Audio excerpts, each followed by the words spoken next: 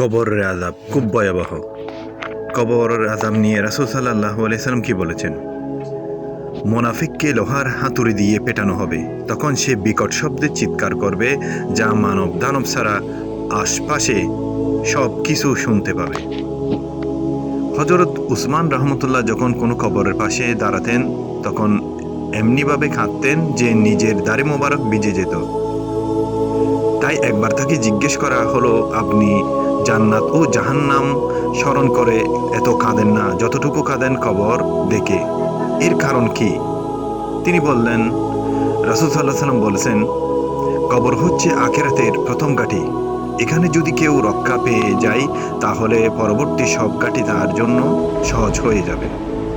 আর এখানে কেউ যদি রক্ষা না পায়, তাহলে পরবর্তী সব ঘাঁটি তার জন্য খুব কঠিন হবে। তিনি আরও বলেন, রাসূল সাল্লাল্লাহু আলাইহি ওয়াসাল্লাম বলেছেন, মেরাজের রজনীতে আমি যত ভয়াবহ দৃশ্য দেখেছি, তার মধ্যে কবরের আযাবই হচ্ছে সবচেয়ে ভয়াবহ। এক হাদিস থেকে কবরের আযাব সম্পর্কে জানা যায়, হাদিস শরীফে এসেছে, কবরে কাফের ও মুনাফিকের লোহার হাতুড়ি দিয়ে পেটানো হবে, তখন সে বিকট শব্দে চিৎকার করবে, যা মানব দানব ছাড়া আশপাশের সব কিছু শুনতে পাবে। আল্লাহর রাসূল সাল্লাল্লাহু আলাইহি ওয়াসাল্লাম নিয়মিত কবরের আযাব থেকে মুক্তি চেয়ে দোয়া করতেন, হে আল্লাহ, আমি আপনার কাছে কবরের আযাব থেকে আশ্রয় চাই।